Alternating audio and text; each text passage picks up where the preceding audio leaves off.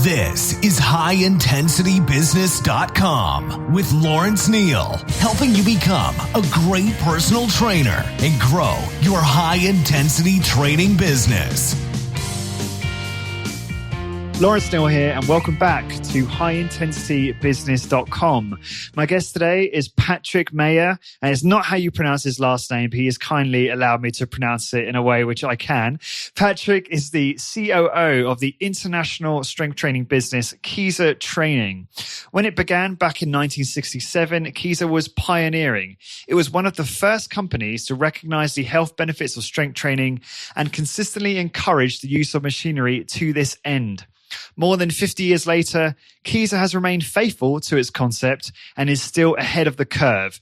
The machines continue to be developed in-house, always on the basis of current medical research to guarantee maximum training effectiveness. Kieser Training has 42 owned facilities and 118 franchises worldwide.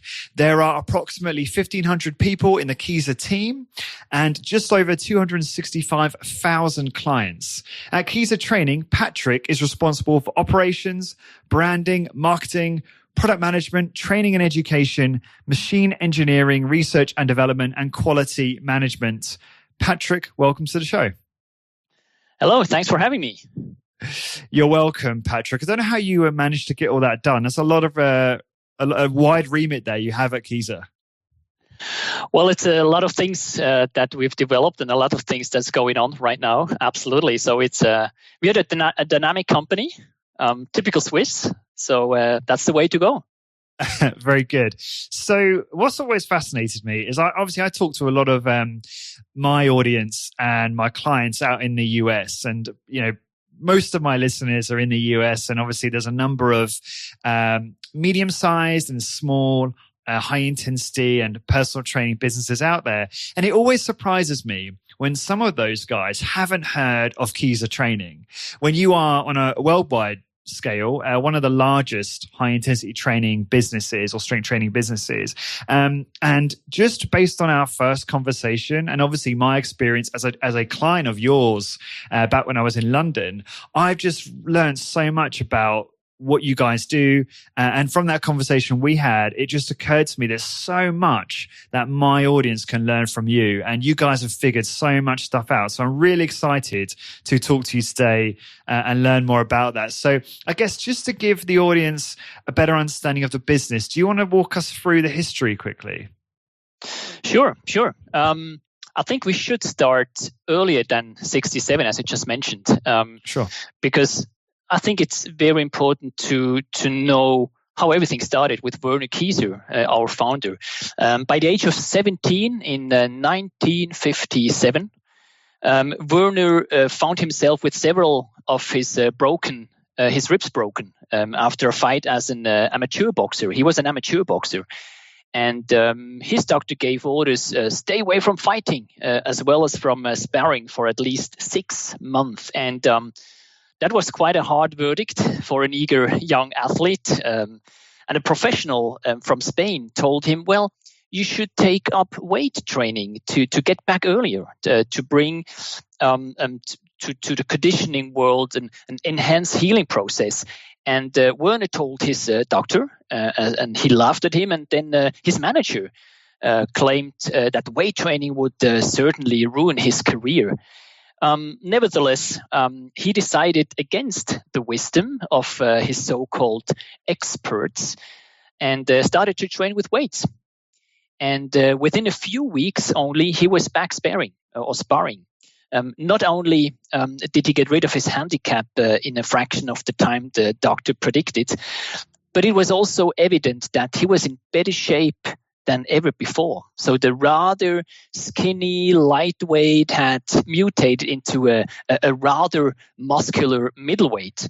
In the shower room, as an example, as he always explains us the story, a sparring partner of him stared at his body and asked him, "Hey man, where have you been?" in a woodcutter's camp. That was state of the art in the fitness world in Central Europe at that time. And the German term Kraft training wasn't known yet in Germany. So Werner was fascinated by the contradiction, but also of the discrimination of this whole thing. So that's a very important start for Werner's business. And also he learned a lot about opinions of so-called experts. And he was so fascinated that boxing lost his magic.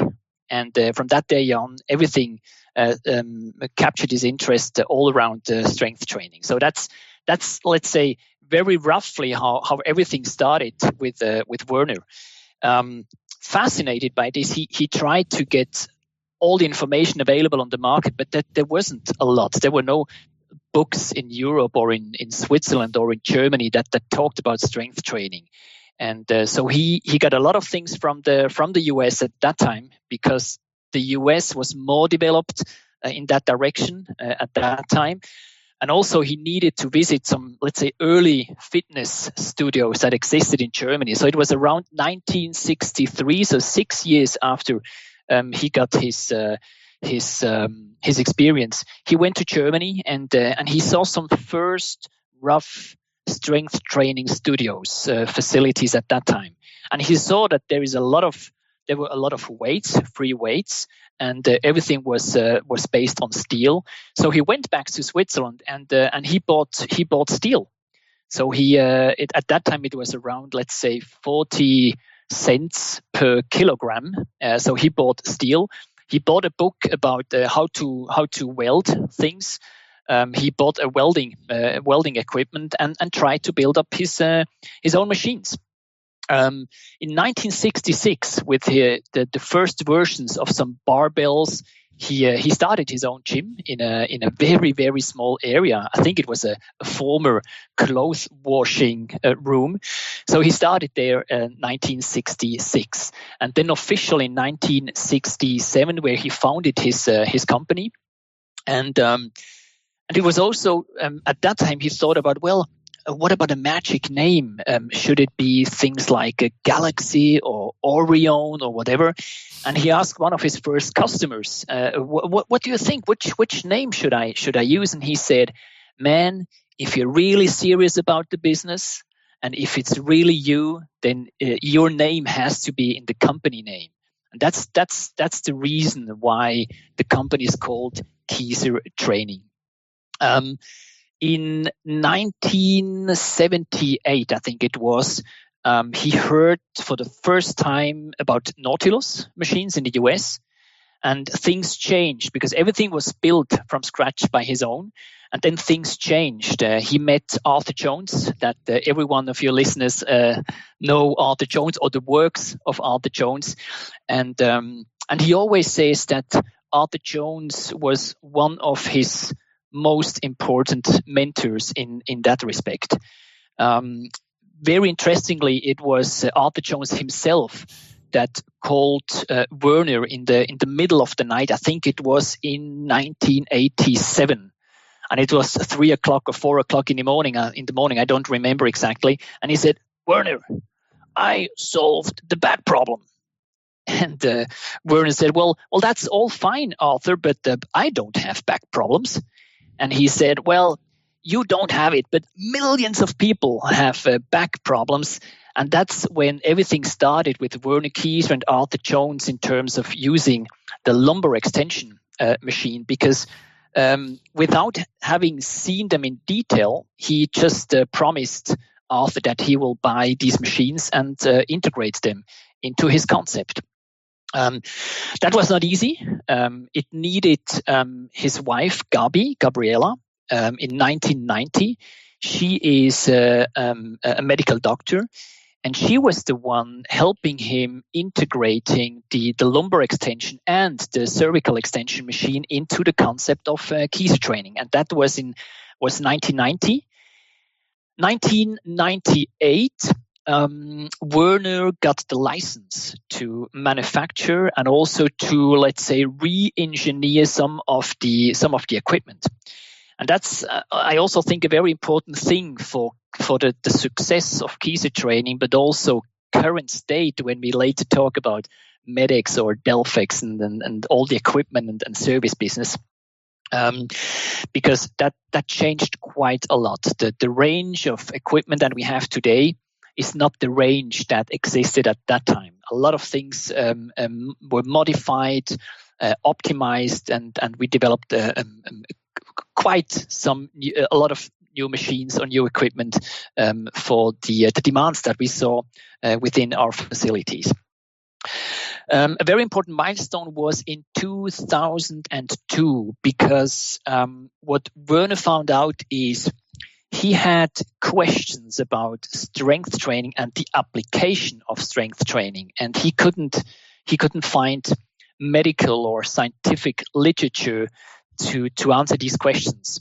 So very roughly, he had a list of open questions and said, "Well, I need people. I need science. I need scientists. I need medical people to answer these questions." So he founded our R&D department, hired people just to answer all these questions, and that was in 2002. 2009, he stepped back as CEO. So he gave all the, let's say, the operations business to his former CFO, who got at that time CEO, and he just stepped back, but was always still very active in the company. 2017 then, after a lot of succession discussions and negotiations, in 2017, the CEO and his partner, they took over all the shares from Werner. And it's a Swiss solution, which was very important for us employees, because it could have been somewhere else around from the world that somebody could take over shares and maybe would not follow the dreams and the visions from Werner. But that is, for us, it is an absolutely fantastic situation that we're in, having the former CEO and the Swiss businessman following or let's say make sure that the next 50 years that we have a very successful business. So in maybe a little bit too long, I don't know, but these are the most important milestones until current state where we are right now with these, you named it, 160 Kieser training facilities worldwide. Yeah, no, it's a great story, and that was wonderfully told. And I love that what you just said there about how you kept the ownership internal in Switzerland, and I can appreciate how important that is based on what you just said there. I'd love to dive into the operations. So just to give people a taste of what makes Kieser different to other high intensity training businesses out there. Sure. I mean, in general, high intensity business is different from a base. If we talk about the classic fitness industry, normally, as you experience from London, when you walk into a Kieser training facility, what you will find out is that there are no saunas, no steam rooms, no swimming pools, no aerobic classes, no yoga classes. Even there are no bikes, treadmills, steppers, or elliptical trainers, or whatever is available on the market. There are no TVs, no sound systems, no mirrors, and little socializing and lingering. So we focus on one thing, and it's the only thing we focus. It is strength training. It is strength training where we use one technology. It's the former Medex technology, as I just explained. It's one way of performing the exercises, and that's what it's all about. Our austere and one thing only approach has worked very well until now. It brought us to these numbers that we have today. So that means Switzerland, Germany, Austria, Luxembourg, and Australia are the markets we are in right now. And that's the big difference. It's one thing that we do, and we only focus on one thing. There we would like to be the best of class. That's let's say the main thing we do. Do you know what? You told one lie there, Patrik. There is a mirror, or there was a mirror in the London facility. Because I remember, because I used to flex in front of it after my workouts. The one in the locker room? That's correct, yeah. Well, of course, there is in the locker room. Of course, there is a mirror. Sure. But it's also interesting. At Kieser, you never see people doing selfies, and even Apart not in the from me. locker room. So, and that's. I don't know if this is the biggest difference to the rest of the fitness market, but that's fact. I think, yeah, absolutely. I think there's a number of differences with your training facilities versus the rest of the fitness market, a lot of differences, which I think is actually a key to your success. And I'd love to dive into that for a moment. Do you want to talk about, and when we spoke last time, you mentioned how you don't really think much about your competitors. And I thought that was fascinating. Do you want to talk about why that is and your whole kind of marketing approach for the business? Sure. Let's try to explain it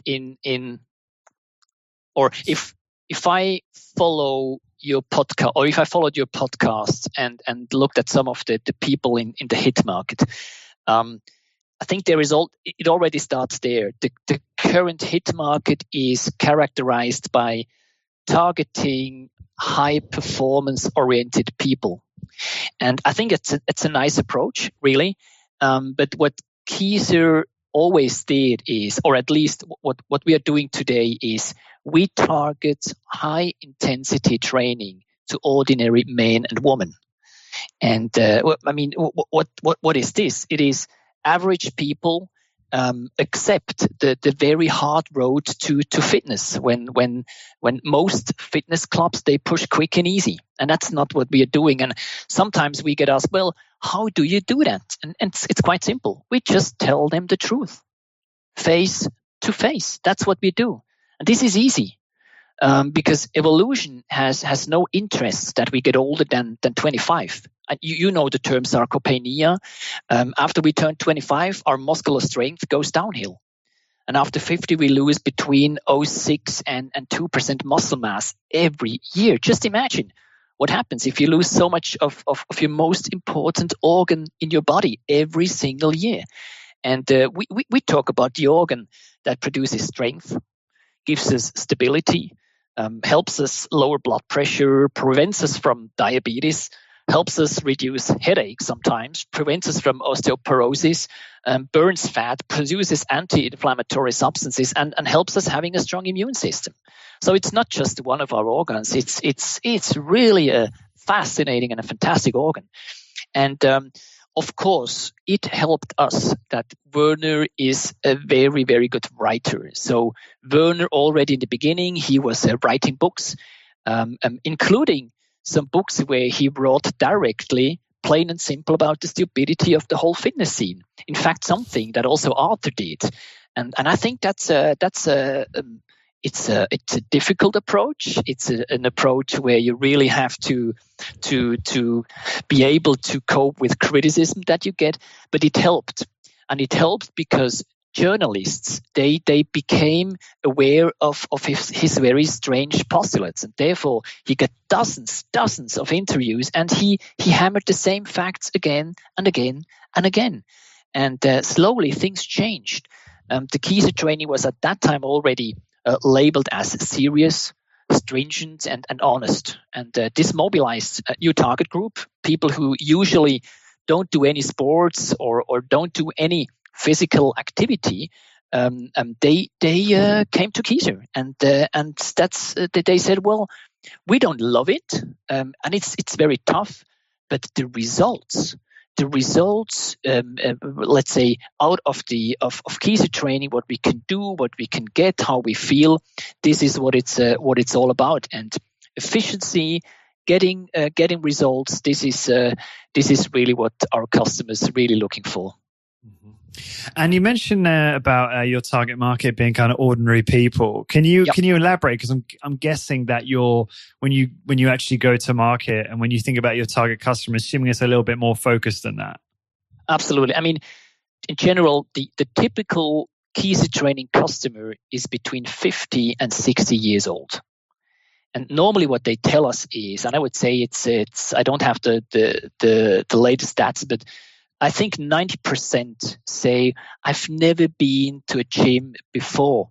And in most cases, they arrive because of back issues. So when we talk about target group, we focus all our effort to people that are older than 30, 35 years old, and they have back issues. That's what we do. Of course, let's say the prime communication strategy is toward lower back issues.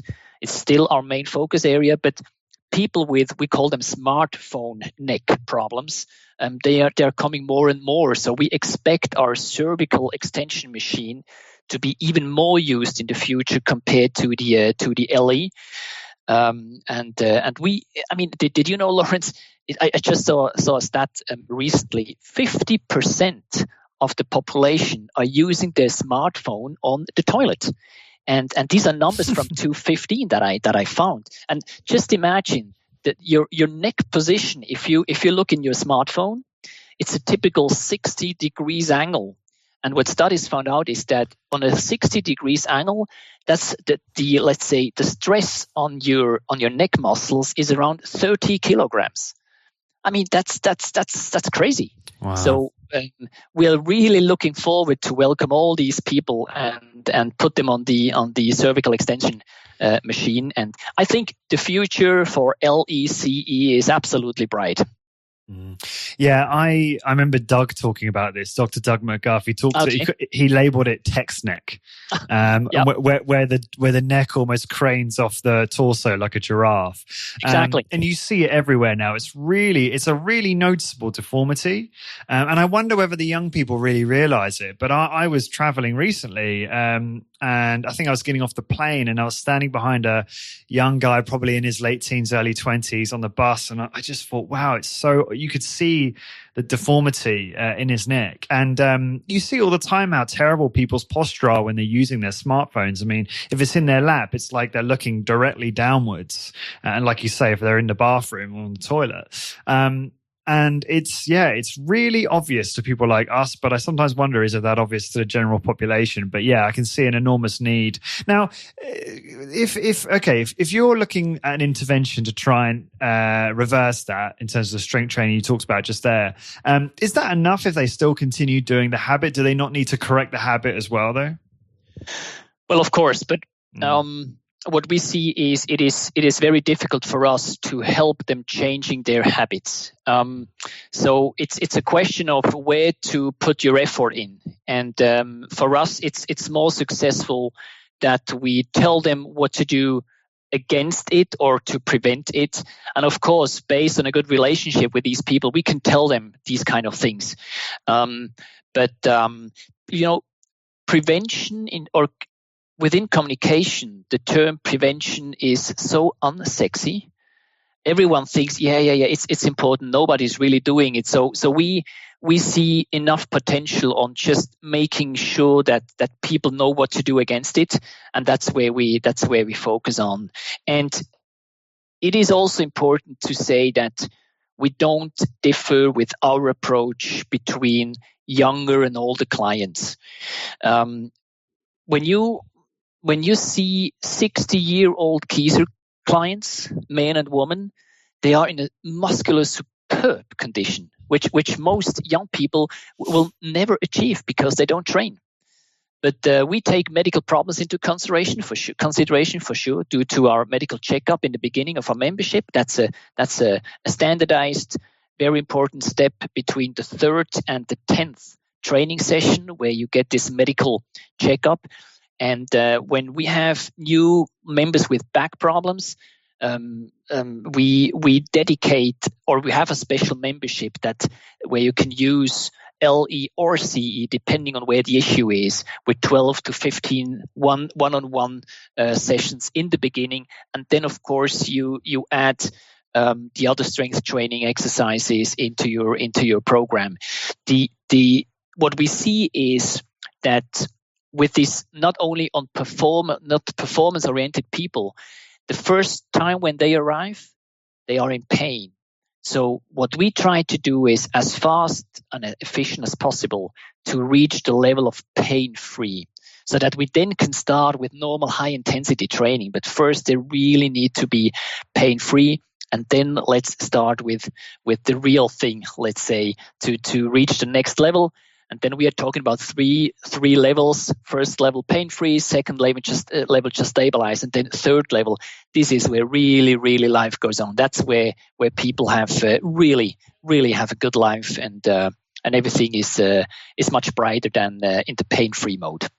Yeah, absolutely. I remember when you're bringing me back talking about this, when I was at Kieser in London, you would have the typical clientele would be exactly as you described, kind of 50 to 60 age bracket.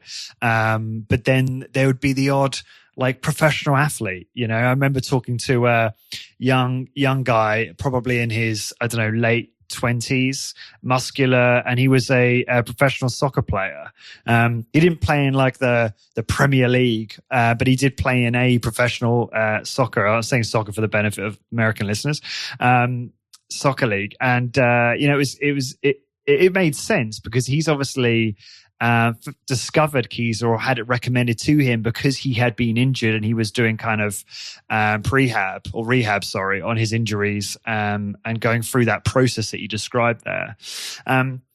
Really interesting stuff. I also wanted to try and discuss for a moment the difference in business model with Kieser Training versus some of the other high intensity training facilities out there. Now you provide, and correct me if I'm wrong and if this has changed at all, but from memory, it was the options were kind of a monthly membership where you could go in and use the machines without any supervision, or you had the supervised personal training sessions. Is that the business model at the moment, or? No. It's in general, we only talk about memberships. So the personal training aspects that most of the hit entrepreneurs are using right now, that's not what we are doing. So it's all about memberships. Of course, depending on the kind of membership, you get one-to-one sessions included in the membership. But all the time, supervision is, let's say, the cornerstone or the core of our services. Maybe you remember when you started your membership, you had a first introduction, a second and a third introduction, one-to-one with trainers. And then between the third and the 10th training session, you train by your own. The 10th training session is again a booked one-to-one session included in your membership, where we try to find out after 9 training sessions, how do they perform? How is form? How is intensity? Are the positions right? Is the point or the axis of movement, is it aligned with the joint central axis? All these kind of things which are important for us from a medical point of view. And also the 10th session should help us finding out, were there any exercises that people had some issues with? Then we can change them. And then every 20th training session, you can book one of the trainers, and then they will go through with you through the program, change program, or whatever. This is also based on a little bit on Arthur Jones, because when you listen to some tapes from Arthur, he always said, well, the best quality of a training session you get when I am standing beside you, because I'm watching you without saying a word. And that's our whole approach, where we really like to make sure that they do the exercise as they should do it. This medical approach, by the way, is also something that Arthur mentioned to Werner. Arthur told Werner, well, Werner, you are doing a very, very nice job of combining strength training with medical evaluation. And he always said, well, you need to get Arthur Jones always believed in by doing this, you get the masses, or strength training will be more popular. So this medical approach of strength training, if you really succeed of putting that in the mindset of people, then you're getting it. And Werner said, well, sure, we did that. Or he always said, well, I guess Jones was right. But he said, well, but don't overestimate what we did. But at least what Werner did is he drove a wedge between the medical community. One of the medical doctors love Kieser training, and the other part, they really, really hate Kieser training. And that's, in our opinion, that's an interesting thing, because you get really, really good fans, and they're much more important than the ones that tell you, well, this is wrong, and you can do it in a better way, and you should do Instagram and blah, blah, blah.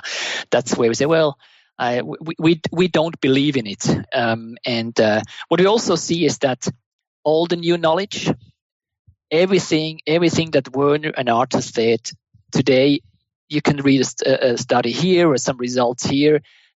Everything is justifying what these guys developed. So that's a nice way of seeing how good things are working for us in the HIIT community.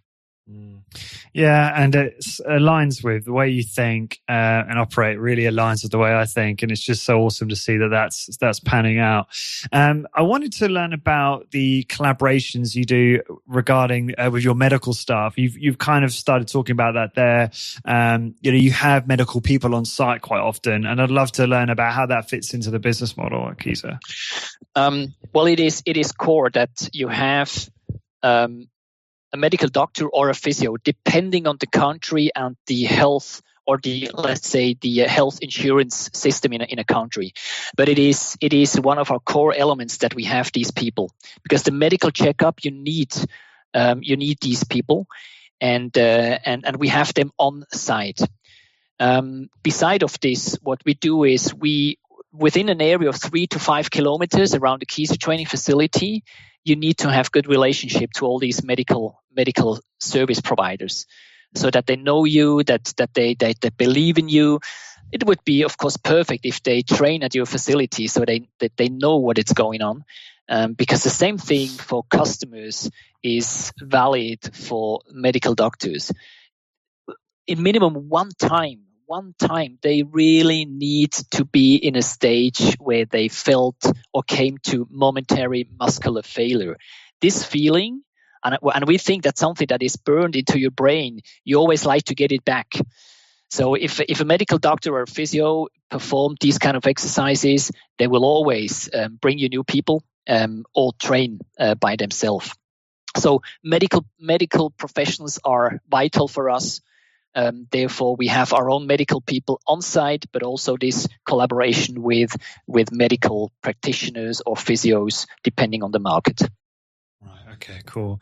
Something I just wanted to mention that you brought up earlier about, the people that loved you in the medical community and people that hated you. That's normally a good sign, right? Rather than being kind of liked by everyone, it's always better to be loved by a small number and then hated, which obviously result in there being the opposite. Why do you think that is? I mean, I guess I could hazard a guess, but why do you think that was the case? Why it was so polarizing? If you would ask Werner, he would say it's because medical doctors have no idea, and that's what also Arthur said. Because when you do seminars, or when you invite medical doctors to seminars, they will not show up. And we've tried it hundreds of times. If you promote seminars to patients or clients, then the medical doctors show up. So I think it's just because they don't know, or they were taught other things. They never felt it for themselves. And it took a long time for the medical community to have at least a minimum of theoretical things about strength training during their education. So I believe in Jones. I believe in Werner that it is based on not knowing better. Right. Okay. Yeah. And something else you said earlier about how you just want those individuals experiencing momentary muscular failure. It's so interesting. I mean, I always say this, but there's patterns. I mean, success leaves clues, right? So I talk to a number of businesses in this industry, and those that do really well understand and take that to heart and try and get that person on that machine as quickly as possible, right? Allowing the experience to sell it rather than their words, and trying to articulate it perfectly, which I know know a lot of the listeners struggle with, and I even struggle with sometimes. Even though I've been, doing this show for ages and spoken to all the experts. So yeah, that I completely agree regarding the experience. I want to talk about equipment and the innovations. This is something that is really interesting to me. You guys have brought out some new machines over the last few years, which are really fascinating. Do you want to talk about some of the new innovations? Sure. As I said, when Werner acquired the license to sell these kind of products, but also to manufacture them or produce them, by using them, he found out some smaller things that we could optimize, and then of course he had some bigger ideas. Smaller things that could be in terms of some of the machine. It's not easy to get in and then to start the first exercises.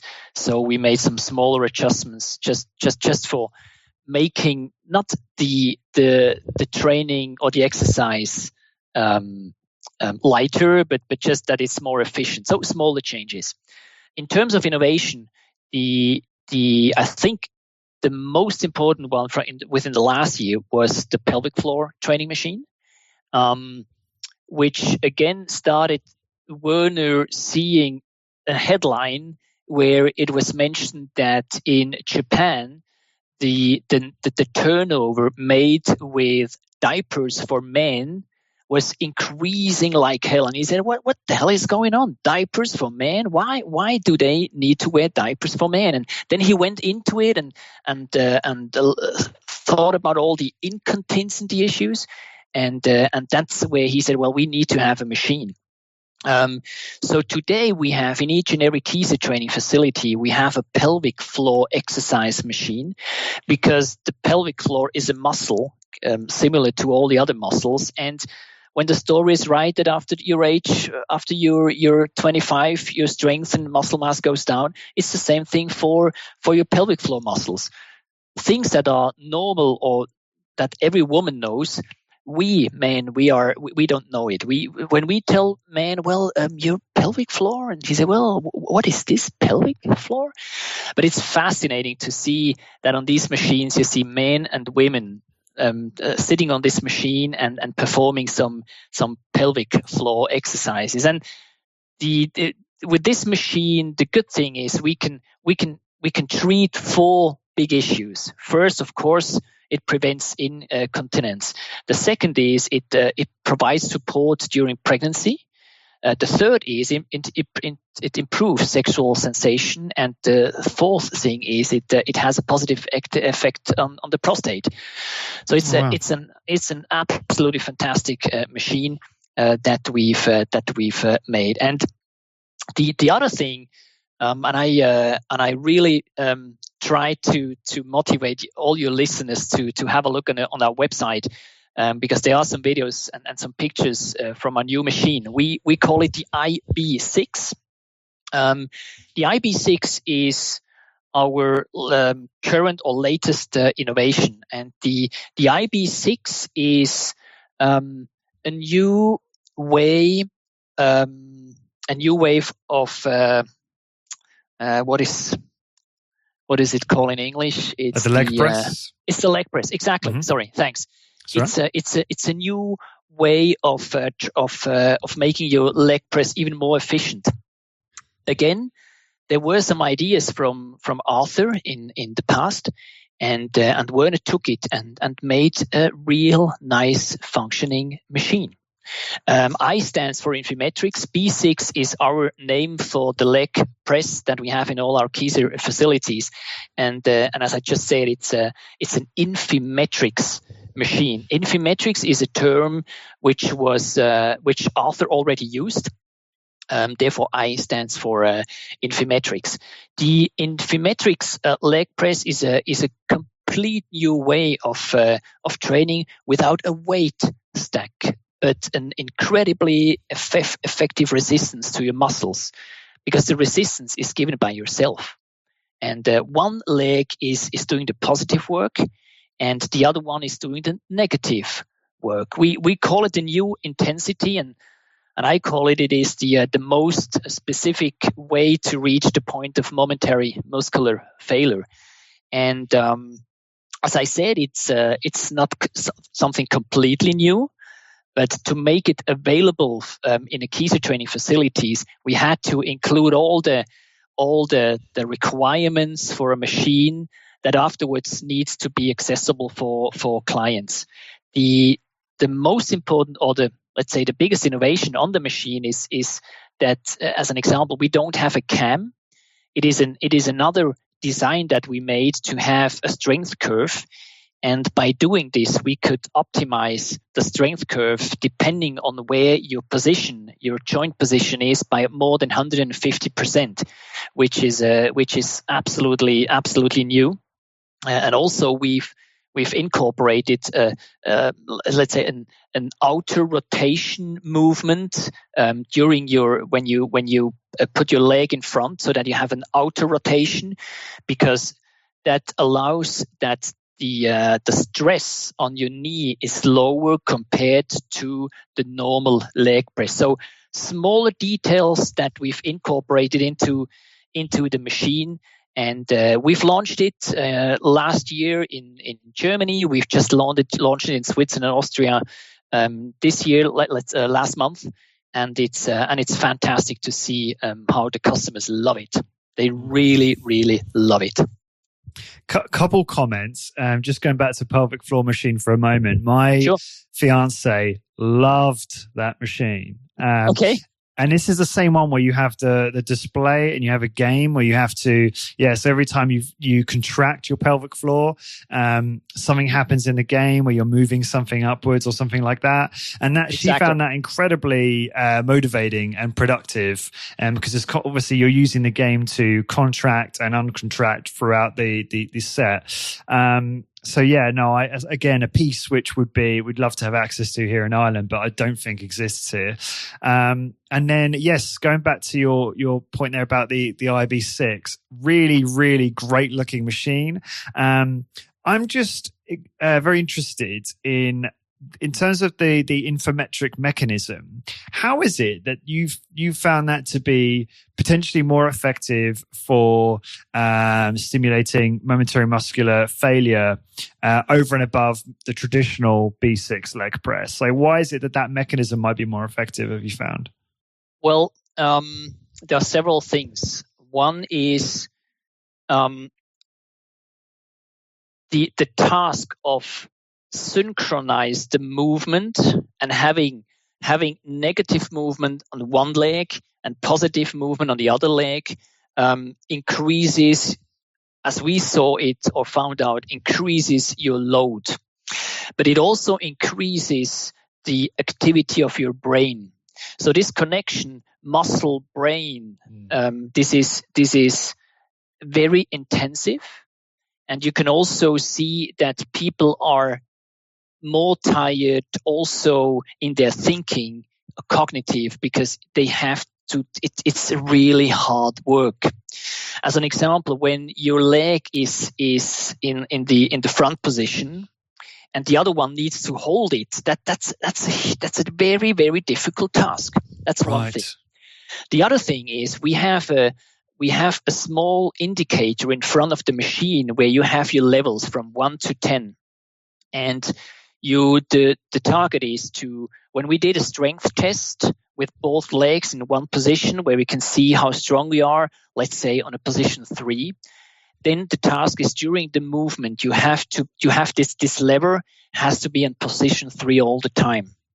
That gives you, let's say, the workload.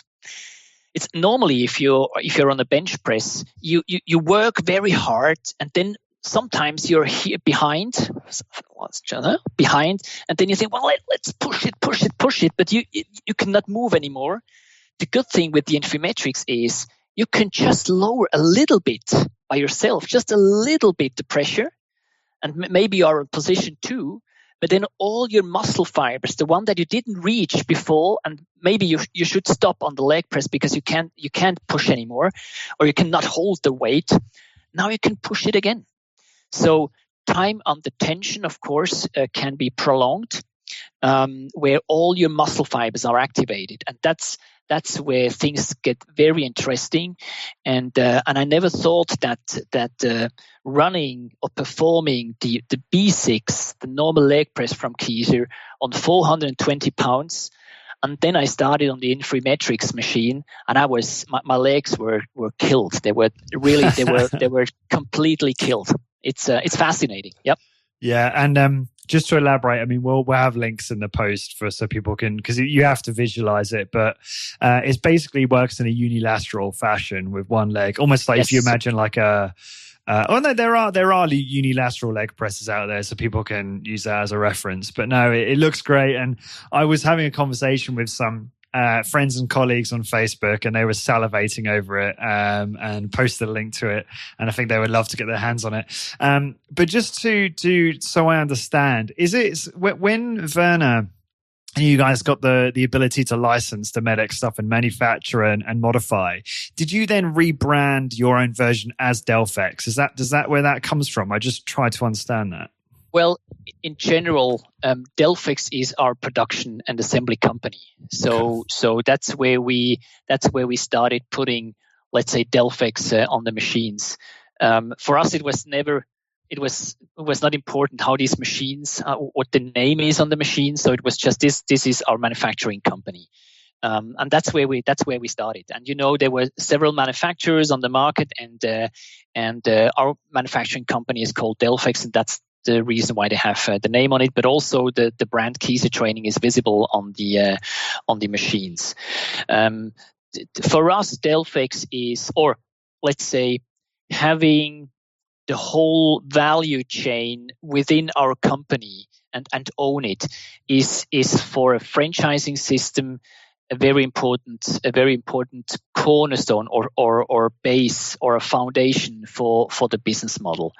When you don't have access to technology, or you don't have access to spare parts, or you don't have access to your equipment, that's an issue, because you have business partners. It's not only your own facilities. You have business partners, and you would like to offer them the best service available. And that's the reason why we needed this. But within the value chain, it's not only important to have the production capacity. You also need the engineering part, because when we started not only manufacturing things, we also designing things. We found out how important it is to have your own engineering team, because the fitness market or the fitness equipment market, they don't manufacture what you need. They just manufacture what the market is asking for. And when you remember the thing about the list of open questions, it's the same thing with machines. Without this list of open questions, and without having our own capabilities of designing things, we would never ever had designed and developed the ankle machines, this pronation supination movement for the feet, to strengthen the feet. We would never have done that. It took us millions of Swiss francs just to develop these kind of machines. And that's the reason why it's so important for us to have it. Spare parts is the same thing. Services on the machine, it's the same thing. You need to own these kind of things within a franchising system. Fascinating stuff. So we've got a few more minutes, and I was just hoping you could elaborate on the franchising for a moment. Do you want to talk about, I suppose, I mean, maybe we don't have time to cover this extensively, but it'd just be good to get a view on, franchising wisdom for those out there who are growing franchises similar to your own or in their own way in high intensity training. And you guys do this so well. You're the biggest franchise in the world in this. So can you talk a little bit about that? Sure. In general, when we talk about franchising, it's the definition from Werner again is quite clear here. He said, well, it's franchising is a distribution method, and it all starts with a service.